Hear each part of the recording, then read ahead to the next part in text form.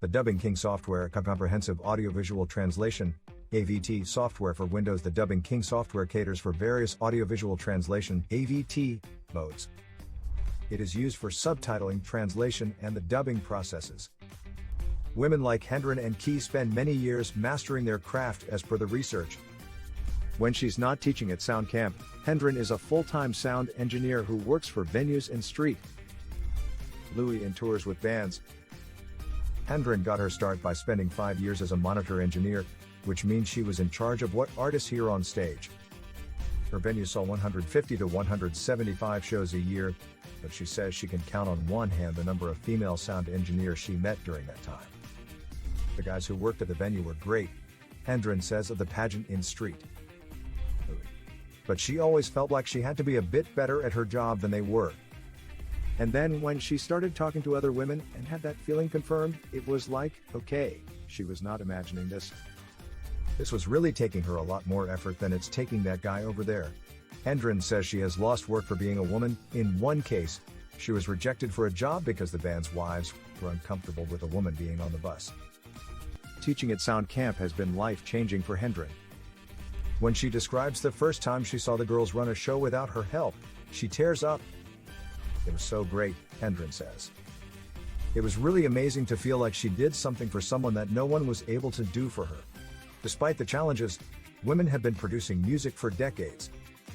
In the 1950s, when Cordell Jackson, nicknamed the Rock and Roll Granny, couldn't break into Sun Records, she started her own Memphis-based label, Moon Records, likely making her the first female record producer and engineer in the U.S. Other early women producers include Bonnie Guitar, whose label made hits like the Fleetwoods' Come Softly to Me, and Sylvia Moy, who produced Motown acts and worked with Stevie Wonder. Ellie Greenwich co-wrote and co-produced hits like Chapel of Love and Leader of the Pack. Sylvia Robinson, known as the godmother of hip-hop, started Sugar Hill Records, which put out the seminal track Rapper's Delight in 1979. Today, prominent female producers include Sylvia Massey, Sally Browder, Leslie Ann Jones, and Cara Dioguardi. There's the rapper Missy Elliott, who has built a well-regarded career as a producer, Linda Perry from Four Non-Blondes, who has worked with artists like Pink and Christina Aguilera, and Toki Monster, a classically trained pianist who has worked with Kelly Rowland. Still, younger rising stars include Wonder Girl, a Canadian beatmaker who has been producing since she was 9 years old and who famously worked with Jay-Z when she was 16. The impressive individual accomplishments of these women, however, don't change the overall systemic picture. The fact that list after list from music publications ranking top producers often don't include a single woman. Billboard's 2016 Power 100 list only has 14 women on it, with none in the top 10. No woman has won the Grammy for Producer of the Year, non-classical. In the award's 43-year history, there have been only 6 women nominees for that category. Janet Jackson, as the last set of examples suggests, when a woman is lauded for her producing skills, she's usually also a well-known performer. Men, on the other hand, are more likely to be touted for their musical technical prowess alone, according to several female engineers I spoke with. It's always a sexy woman performing, a sexy woman singing who's produced by an amazing man behind the glass, says Leslie Gaston Bird, the ICE vice president for Western USA/Canada. Even Bjork had to come out and say, I produce my own stuff. I just happen to work with a man. Women in audio deal with unique challenges that come from working within a cross-section of two traditionally male-dominated fields. Because of the technical nature of their jobs, they experience issues similar to those many women in STEM, science, technology, engineering, and math face, such as struggling for respect and being second-guessed by their peers. On top of that are the added pressures of the competitive and fickle music industry. Historically, audio engineering has relied on apprenticeships. An established engineer will find a younger person with potential and interest, take him under his wing, and teach him the job. Such mentorships foster loyalty but can also end up shutting women out of the field. The apprenticeship model gives young women a challenge because it's less likely that an older, male engineer is going to see himself in a young woman, says Susan Rogers, a professor at Berklee College of Music who was also the sound engineer on Prince's Purple Rain. So it's another barrier of entry. Since training an engineer from scratch is a lot of work, the industry is increasingly turning to colleges to teach audio professionals. Which brings up another possible reason for the lack of female producers: women don't take as many music engineering classes. At Berkeley, for example, only 15 to 20% of students in engineering classes are women, Rogers says.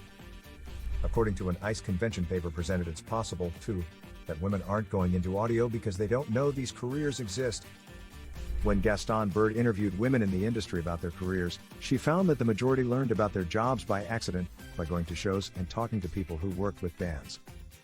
This awareness problem, to be fair, can apply to men as well, but this still doesn't explain why, when women do know about audio engineering, they tend to choose other career paths in music instead. While there are few studies on the issue, the little data there suggests this disparity starts young. In 2014, researchers at the University of Colorado, led by Gaston Bird, asked 36 students, 18 male, 18 female, at a Denver secondary school what music-related careers they were interested in. The results were divided along gender lines between technical and non-technical careers.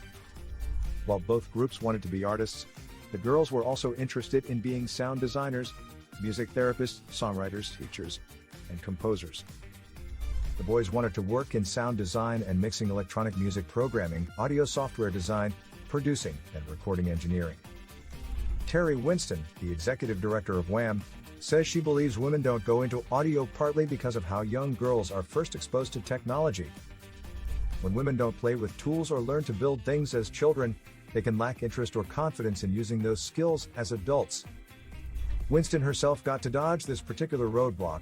Her father was a mechanical engineer who encouraged her to tinker with his equipment when she was growing up. At Wham!, she tries to foster a similar sense of curiosity by exposing her students to different audio technologies in the hopes something sticks. So far, it has. In 14 years, Wham! Has placed more than 400 women in sound-related jobs with companies like Dolby Laboratories, Pixar, Google, and Electronic Arts. Nice women secure jobs in audio. They can still grapple with sexist remarks, condescension, and unfair performance standards, as a recent discussion on the ICE Facebook page illuminates. Emily Lazar is a mastering engineer who has been nominated for 3 Grammys and has worked with thousands of musicians, including Sia, David Bowie, and Bjork. In an email, she explains that when she was coming up in her field in the 90s, she had few options for dealing with sexism at work. If you did not just go along with a lot of the behavior, you would at least be excluded from sessions and your position threatened, Lazar says. I think the overt behavior has improved as of late. However, the underlying bias is still very much evident. Difficulties that women face in other jobs are only amplified in a heavily gender-skewed field like audio. Getting pregnant and having children can come with career-defining consequences. The hours are long and unpredictable, which can take a toll on family life, and there's a constant pressure to stay relevant in the competitive music world. Even a brief hiatus can open the door for someone else to take your job. There's no taking time off and saying, "Here's my replacement," says the sound engineer Shani Gandhi, who at 29 has already won a Grammy for Best Folk Album as an engineer on Sarah Jarosz's album Undercurrent. If you don't work, you're not making money. This lack of stability makes it even more financially risky to have a family. Most audio professionals are self-employed, which means healthcare comes out of pocket, and there are no benefits like paid maternity leave. Technological changes have eased some pressure on this front. As with other fields, women working in audio in the 1970s and 80s often felt they had to choose between careers and family. According to Rogers, during that period the recording tools were hardware-based, which, combined with expensive studio time, meant everyone involved in making the album had to keep working on site until it was finished. Now the recording technology is usually on a laptop that can be paused when needed, and studios are often at home, which offers women more flexibility. However, issues like childcare still remain a challenge. While the music industry has long ignored how few women work in audio, there are glimmers that things may be starting to change, from the newly formed Diversity and Inclusion Committee at ICE to the continuing success of Wham! To the rapidly growing SoundGirls.org. Trina Shoemaker, who has been a music producer and sound engineer for 23 years, says she's optimistic about the industry's future because, compared to when she was coming up, more women are seeking careers in audio. They just don't have visibility yet, she adds, because it can take so long to become successful, a decade to learn the skills and another decade to master them. There's usually a 20 to 25 year period of time when women enter a field before they become proficient, and then the equalization happens, Shoemaker says. With audio, women started entering the field in the 70s and 80s. At the Sound Girls camp in Nevada City, it's striking how inspired the girls to seem to be by learning audio technologies. Sienna Bratt, 17, says working the analog soundboard makes me feel like a badass. As a burgeoning musician, she didn't know before attending the camp how much control the engineer has over how the music sounds when it reaches the audience. You really have all the power, Bratt says. Source: Joy Lonsendorfer. Why aren't there more women working in audio?